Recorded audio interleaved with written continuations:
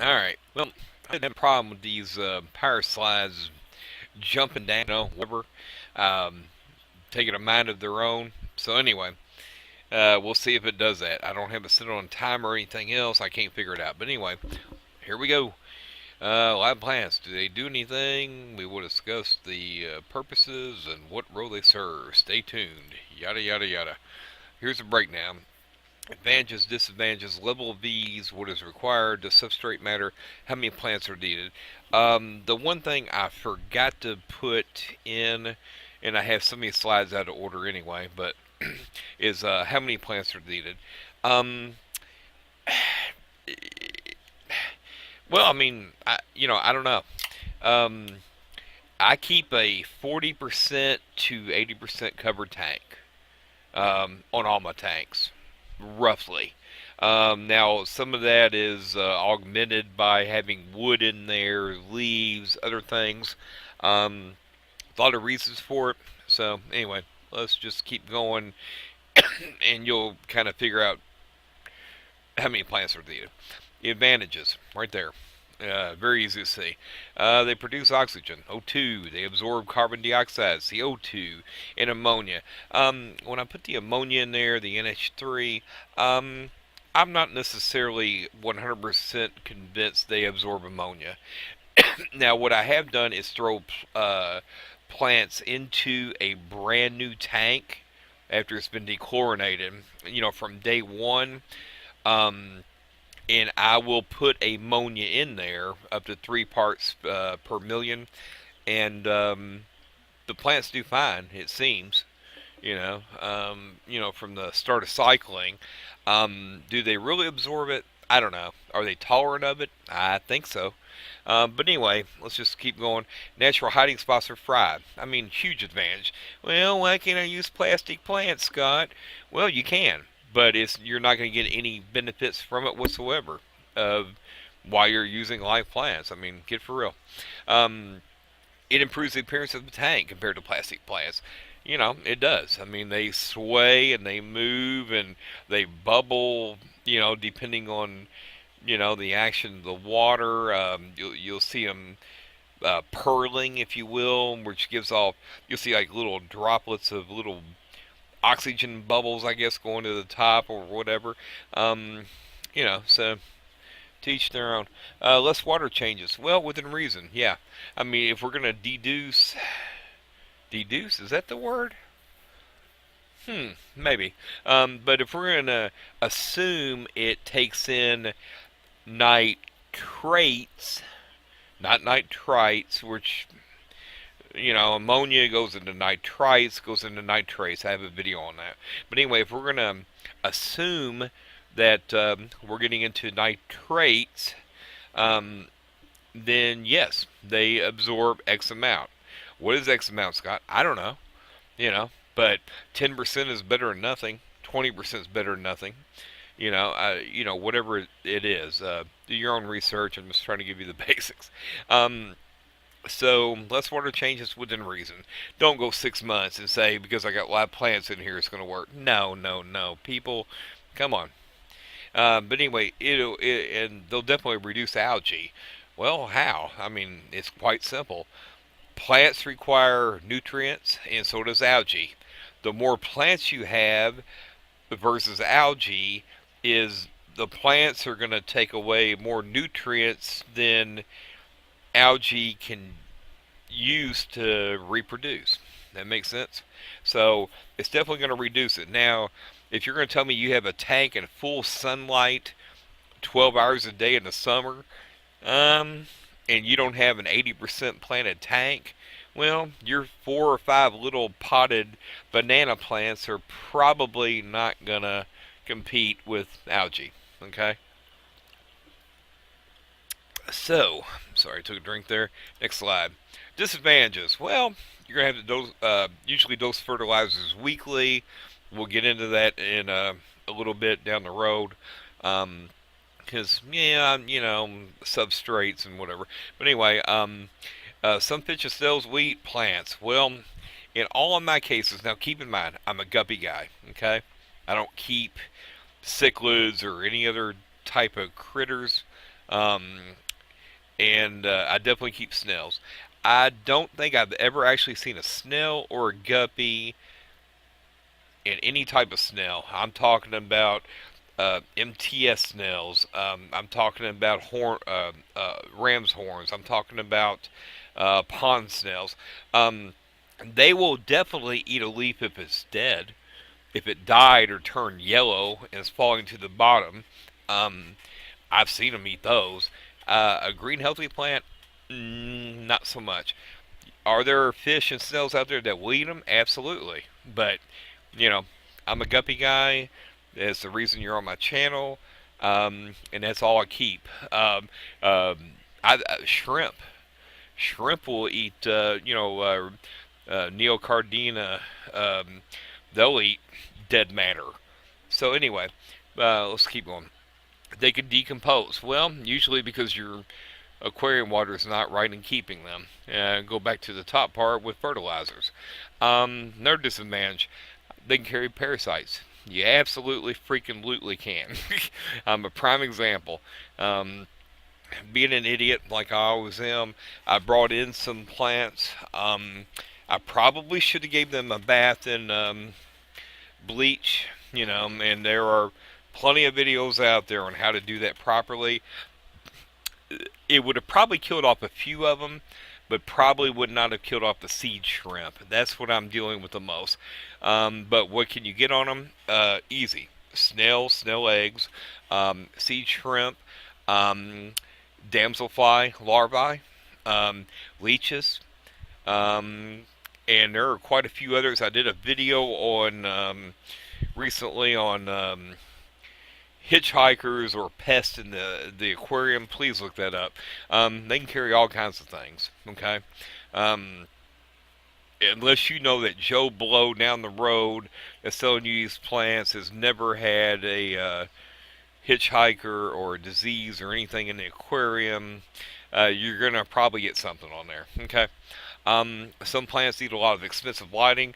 This entire video, and I should have put it in there, is a low light video. That means Johnny Unitas, that's a football player, Johnny Go Lucky 12-year-old kid in the bedroom with a desk lamp can grow these things. Okay, that's what we're going for. We're not going for T5 lighting, expensive LEDs, and all that crap. No, not what we're going for. And the other disadvantage, Echo Complete, ADA, soil from outside. If you're going to try to do a planted take like that, eventually you're going to lose all the minerals out of the soil. They're going to have to be replaced over time. And so we'll get into this later on. Alright, let's keep us rolling. I'm not going to explain this at all. This is a very, very cool slide. I would suggest a lot of y'all take screenshots of this and save it. It tells you all about the nitrogen cycle. I don't care if you're a beginner. I don't care if you're intermediate. If you're starting a brand new tank or have a lot of experience, read all that. Okay? I'm not going to explain it all, but it's basically talking about easy. Fish to poop to what eats the poop and bacteria, and urine, and what does all that, what converts it over, blah, blah, blah. So I just thought it was a cool slide. Matter of fact, I got this saved on my desktop. But anyway, level of ease, it varies. And again, as we've already explained, low light to medium is what we are going for. Easier plants, you don't have to have as many additives to it. The chart on the left is freshwater nutrient deficiencies. I know it's a little hard to see, but it gives you an idea of kind of what the leaves look like when you have issues with it.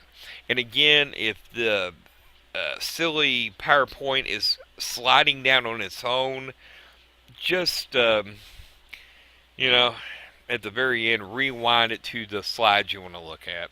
I'm trying to hurry this up so it doesn't occur. Defining light levels. There is no hard and fast rule. Just like saying, how many fish can I keep in an aquarium, Scott? Well, I don't know, as many as you want to, if you know how to do it. But for reference, and this is defined per several internet sites of search, a low level is 1 to 2 watts, medium 3 to 4, high level 5 plus. It's very, very general because keep in mind, a 20 gallon long versus a 20 gallon high, you have a lot more light penetration going into a 20 gallon regular versus a 20 gallon high. I don't know how many more inches it is deep, whatever. I didn't look it up, and most of my aquariums are 29 gallons or 20 highs. I do have quite a few 10 gallons around here. Light is going to vary so much, okay? So you can't really define a light level because, the general rule of thumb, people are going to tell you 2 to 5 watts per gallon. Well, what the hell does that mean? It means a whole lot of things, and whatever. So, very, very general. Matter of fact, on me, you're going to learn here shortly on my 20 gallon highs. Basically, I'm using the equivalent of 100 watts. You're saying, wait, Scott, you're growing low level and plants. Well, yes, but it works. Okay? I'll explain why. More is better? No. Um, Too much light can provide algae growth, over plant growth. But again, keep in mind with algae, how many plants do you have? If you have two little sword tails that aren't 2 inches tall in a corner, and you're throwing 100 freaking watts of light in there with a spectrum of 6500, which we'll explain here shortly, the Kelvin range, yeah, you're going to grow algae if you got to turn on 12 hours a day. I mean, common sense tells you that.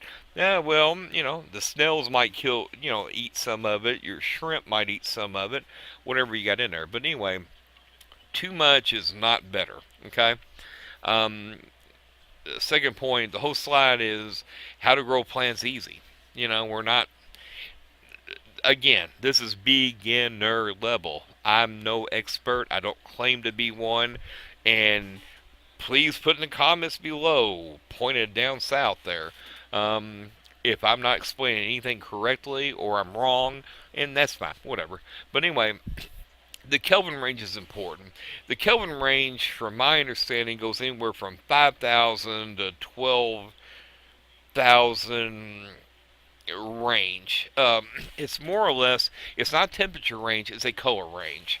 Matter of fact, it might go well below 5,000. Again, correct me. It might go to 3,400. If you go get your normal everyday daylight or everyday light bulb that you plug into a lamp, it's probably 5,000 K. Probably a little bit more whitish or yellowish than maybe a 6,500 K daylight bulb is. What I'm getting at, certain color ranges have different hues to them. Go do an experiment. Go in your mom's closet or your own closet. I'm assuming, we're covering the whole crowd here. Grab 3 different light bulbs from 3 different manufacturers. Put them all in. And you're probably going to know some are more white, some are more yellow, some are more blue, some are more whatever range of quote unquote temperature it is. Well, it does matter, when growing plants, but it also, just like if you take a fish, try to take a picture of a fish underwater, depending on your light bulb temperature or Kelvin range, more blues might pop, more reds might pop, this and that. But anyway, I'm thinking that in freshwater tanks, most plants eat 6,000, 7,000 range. Alright, we'll kind of get into there. Here's a quick example of a light bulb I use. These are Philips.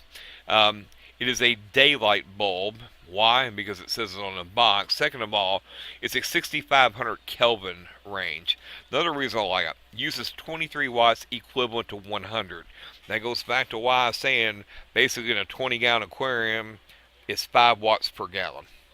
A little bit of math will get you up there to roughly, what's going on.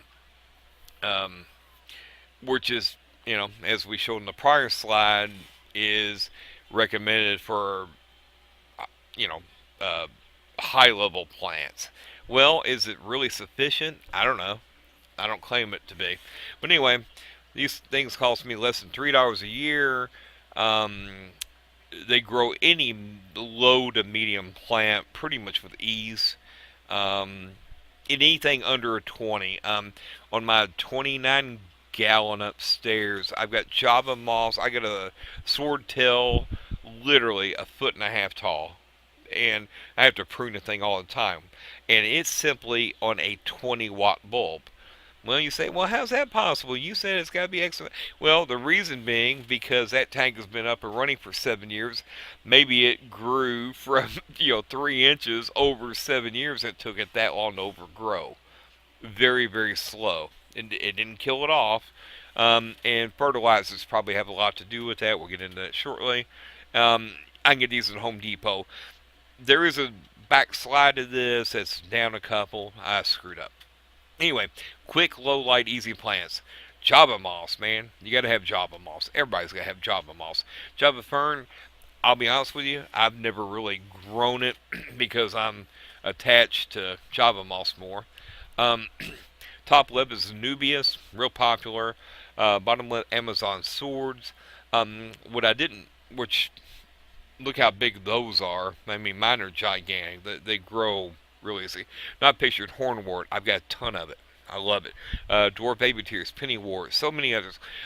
Simply go on freaking Google, type in top 20 plants or top plants to grow in low light. You will literally find a top 25 suggestion. Okay?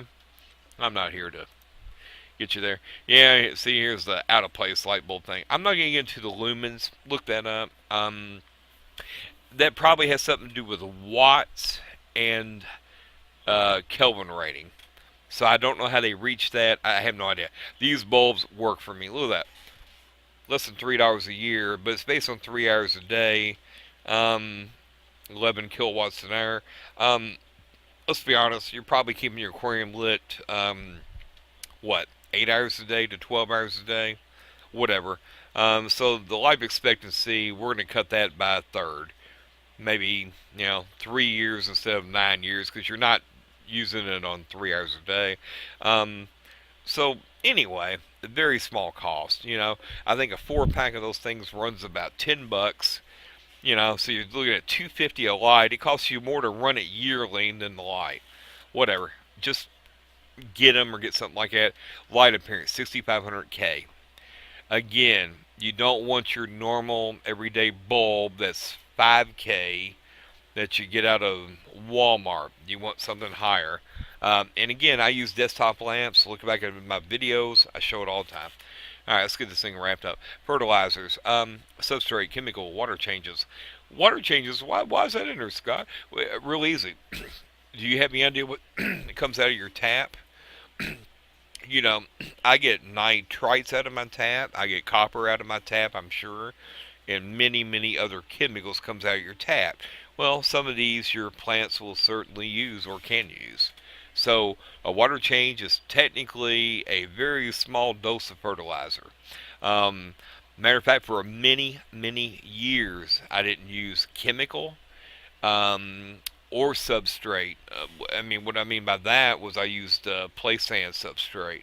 Well, I don't know if there's too many chemicals in there. Maybe some, silicon and whatever, but they can live off really doing nothing else. But if you really want to grow them and grow them much quicker and grow them more beautiful and make sure they're green, or certain plants, if you have red, you're going to have to look into getting iron. Then let's continue. Very last slide. I'm going to quickly wrap it up. Let's go ahead and look at substrate. Echo Complete substrate from Krebsy. I know there's ADA type substrate. There's a million freaking substrates, okay? Even if you go outside and dig your own soil, there's a million videos out there on how to do that. I don't recommend it, but whatever. The problem with substrate, it's going to lose potency over time. Very, very simple. The reason is, eventually you're going to leach all of the nutrients out of it. So, what is your alternative there if you're trying to rely on substrate?